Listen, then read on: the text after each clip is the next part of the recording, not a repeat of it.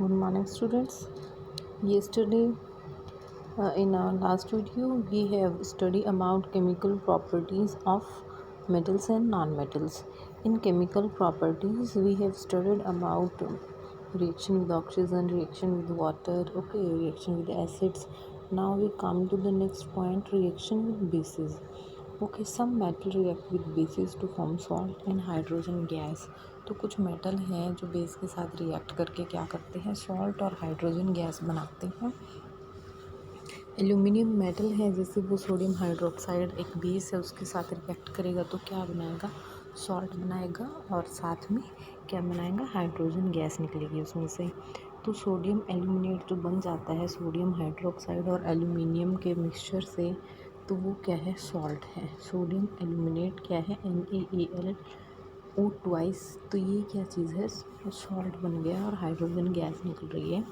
तो हम क्या कर सकते हैं, ये फॉर्मेशन हम चेक भी कर सकते हैं एक्टिविटी में कि हम क्या करेंगे, रिएक्शन करवाएंगे हाइड्रोजन सोडियम हाइड्रोक्साइड में एल्यूमिनियम मेटल डालेंगे।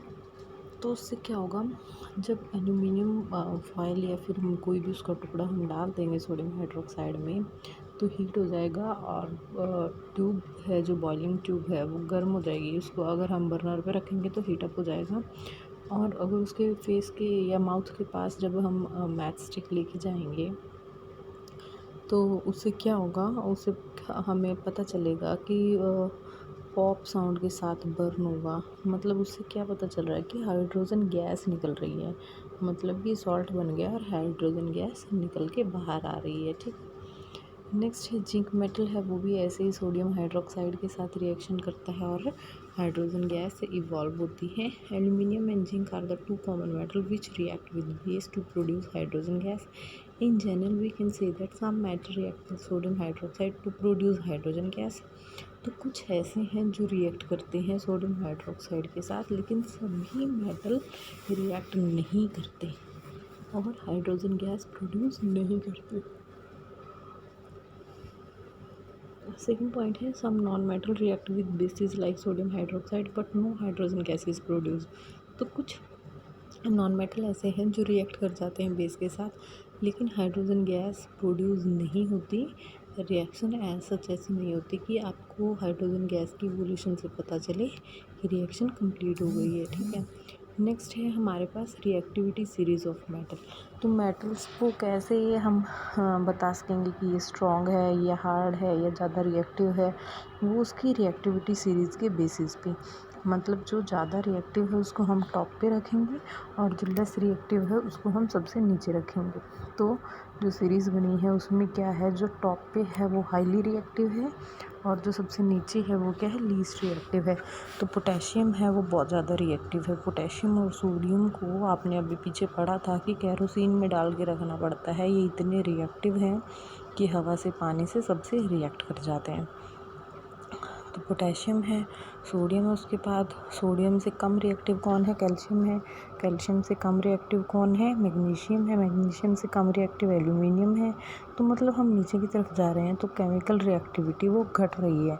तो उससे कम रिएक्टिव जिंक है, जिंक से कम आयरन है, आयरन से कम लेड है, लेड से कम कॉपर है, कॉपर से कम सिल्वर है, सिल्वर से कम गोल्ड है। गोल्ड मतलब सबसे कम रिएक्टिव है, वो किसी भी चीज़ से ऐसा जितनी जल्दी रिएक्ट नहीं करता। ठीक है, तो रिएक्टिविटी सीरीज़ पढ़ने का हमारा पर्पज़ क्या है कि हम डिस्प्लेसमेंट रिएक्शन को अच्छे से समझ पाएँ। तो डिस्प्लेसमेंट रिएक्शन में क्या होता है, a more reactive metal displace a less reactive metal from its salt solution. तो जो ज़्यादा रिएक्टिव मेटल होता है वो कम रिएक्टिव मेटल को उसके सॉल्ट सॉल्यूशन से डिस्प्लेस कर देता है, मतलब वहाँ से निकाल के भगा देता है। आप ऐसे समझ सकते हो। तो हमारे पास क्या है, एक एग्ज़ाम्पल है, जैसे कॉपर सल्फेट है। कॉपर सल्फेट में अगर आयरन को डालेंगे, आयरन का कोई भी कील आप या स्क्रू कुछ भी डालोगे तो आयरन क्या है, ज़्यादा रिएक्टिव है। तो किससे, कॉपर से। तो वो आयरन क्या करेगा, खुद जाके सल्फेट के साथ मिक्स हो जाएगा और कॉपर को वहाँ से भगा देगा, मतलब कॉपर को अलग कर देगा, डिस्प्लेस कर देगा। तो कॉपर क्या है, वो कम रिएक्टिव है, अब वो फ्री रह जाएगा, अकेला रह जाएगा। तो पहले जो सॉल्यूशन का कलर था वो ब्लू था, जब आयरन के साथ सॉल्यूशन का कलर बना वो ग्रीन हो गया और रेड ब्राउन कलर कॉपर के ऊपर चिपक जाता है, ठीक है। तो इसको क्या कहते हैं, डिस्प्लेसमेंट रिएक्शन, जिसमें क्या है, हाईली रिएक्टिव मेटल क्या है, लो रिएक्टिव मेटल को अपने साल्ट सॉल्यूशन से निकाल देता है, भगा देता है। आप एक्टिविटी परफॉर्म करके देख सकते हैं। देखिए आपको एक्टिविटी में दिखा रखा है कि कॉपर सल्फेट है, उसको मिक्स करके डाल लेते हैं, तो फिर उसमें आयरन नील डालेंगे, तो आयरन नील अगर हम देखेंगे तो क्या होगा, जो सॉल्यूशन का कलर है वो ग्रीन हो जाएगा और आयरन नील के ऊपर क्या है, ब्राउन ब्राउन, मतलब ये क्या है, ब्राउनिश कलर है, ये कॉपर है। अगर इस रिएक्शन को उल्टा करें, जैसे कि आयरन सल्फेट का सॉल्यूशन है और उसमें हम कॉपर की रॉड डालें, तो क्या होगा, क्या कॉपर आयरन को अपने सॉल्यूशन से निकाल देगा, उसको भगा देगा, डिस्प्लेस कर देगा? नहीं, क्योंकि कॉपर लेस रिएक्टिव है आयरन से। आयरन ज़्यादा रिएक्टिव है, इसलिए आयरन तो कॉपर को निकाल सकता है, लेकिन आयरन ज़्यादा रिएक्टिव है, इस वजह से कॉपर आयरन को नहीं निकाल सकता, क्योंकि कॉपर कम रिएक्टिव है, ठीक है। तो ये इस केस में नो डिस्प्लेसमेंट रिएक्शन है, copper metal can not displace iron from iron sulphate solution. Next है हमारे पास reaction of zinc metal with copper sulphate solution. अब जिंक क्या है, कॉपर से ज़्यादा रिएक्टिव है, तो कॉपर सल्फेट सॉल्यूशन में अगर जिंक को डालेंगे तो क्या होगा, जिंक सल्फेट बन जाएगा, कलरलेस सॉल्यूशन बन जाएगा, और कॉपर है वो अकेला रह जाएगा, ठीक है। तो ये क्या होगी आपके पास, डिस्प्लेसमेंट रिएक्शन। अगर इस रिएक्शन को भी अगर हम उल्टा करके देखते हैं तो क्या पॉसिबिलिटी है रिएक्शन की? नहीं, क्योंकि जिंक ज़्यादा रिएक्टिव है, कॉपर कम रिएक्टिव है, तो जिंक कॉपर को हटा सकता है, लेकिन कॉपर जिंक को नहीं हटा सकता, ठीक है। This displacement reaction does not take place because copper metal is less reactive than zinc metal. समझ रहे हो? Thus copper cannot displace zinc from zinc sulfate solution. तो मतलब जो ज़्यादा रिएक्टिव है वही हटा सकता है, जो लीस्ट रिएक्टिव है वो नहीं हटा सकता, ठीक है। तो अब हमारे पास नेक्स्ट रिएक्शन है, reaction of zinc metal with iron sulphate solution. अगर जिंक मेटल का हम रिएक्शन करवा देते हैं आयरन सल्फेट सॉल्यूशन के साथ, तो जिंक मेटल क्या है, हाईली रिएक्टिव है, किससे, आयरन से। आपने ऊपर रिएक्टिविटी सीरीज़ में देखा होगा, देखो जिंक ज़्यादा रिएक्टिव है, किससे, आयरन से। आयरन नीचे है मतलब कम रिएक्टिव है, जिंक ऊपर है मतलब ज़्यादा रिएक्टिव है, ठीक है। तो जिंक क्या करेगा, जिंक सल्फेट है, सॉरी आयरन सल्फेट है, आयरन सल्फेट में अगर जिंक को डालेंगे तो जिंक क्या करेगा, आयरन को निकाल देगा वहाँ से और खुद वहाँ बैठ जाएगा, ठीक है। तो आयरन फ्री हो जाता है। अगर इस रिएक्शन को उल्टा करके देखें तो ये रिएक्शन नहीं होगी, क्योंकि आयरन क्या है, जिंक से कम रिएक्टिव है। ऐसा ही केस है किसका, नॉन मेटल का। नॉन मेटल में भी क्या होता है, जो ज़्यादा रिएक्टिव है वो कम रिएक्टिव को वहाँ से निकाल देते हैं, सॉल्ट सॉल्यूशन से निकाल देते हैं, ठीक है। नेक्स्ट है हमारे पास comparison between the chemical property of metal and non metals.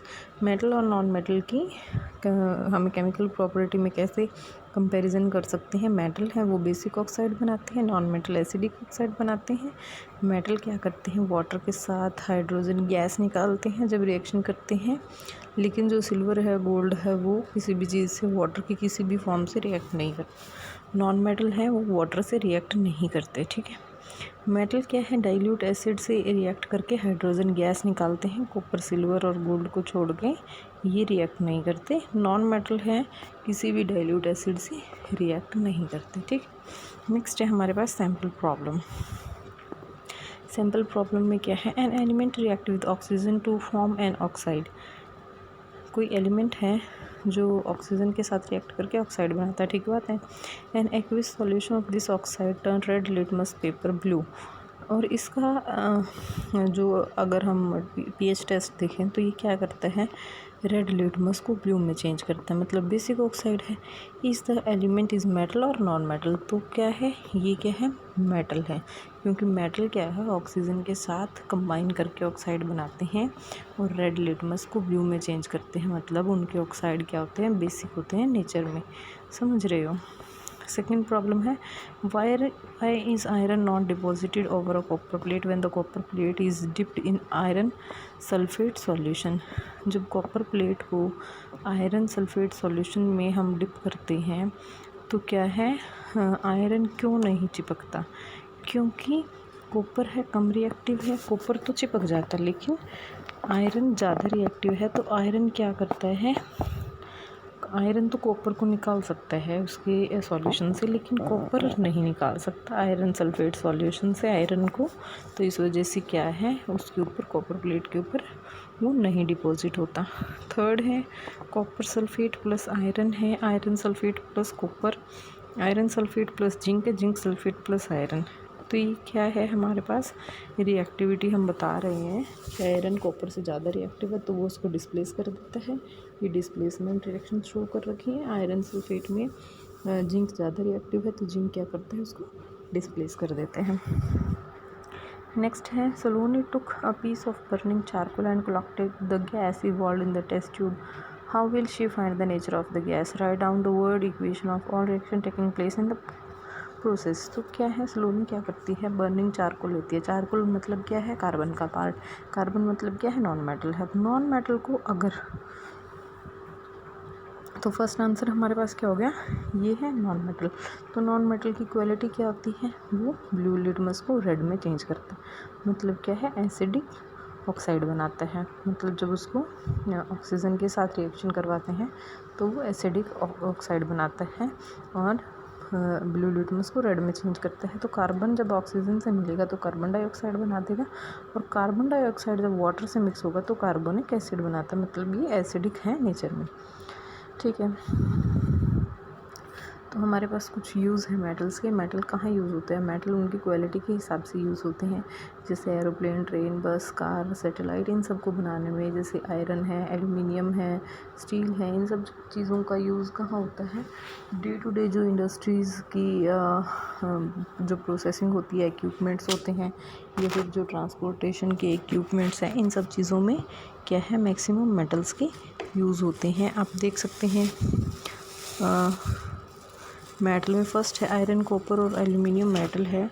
उसका यूज़ कहाँ होता है, बर्तन बनाने में, पानी के बॉयलर बनाने में और फैक्ट्रीज़ में। ठीक है, कॉपर मेटल है, उसका यूज़ कहाँ होता है, इलेक्ट्रिक वायर बनाने में, जैसे बिजली की तार घरों में बनाई जाती है उसमें यूज़ होता है कॉपर का। एल्युमिनियम का जो आप देखते हो, आपके फूड रैप आते हैं, जो हम टिफ़िन बॉक्स पैक करके लेके जाते हैं, उसमें भी हम एल्युमिनियम फॉइल का यूज़ करते हैं। ठीक है, एल्युमिनियम मेटल का यूज़ कहाँ होता है, एलॉय की फॉर्म में एरोप्लेन बनाने में होता है। आयरन का तो बहुत ज़्यादा यूज़ है, आप सबको ही पता होगा कितनी मशीनरी, कितने टूल्स बनते हैं आयरन से।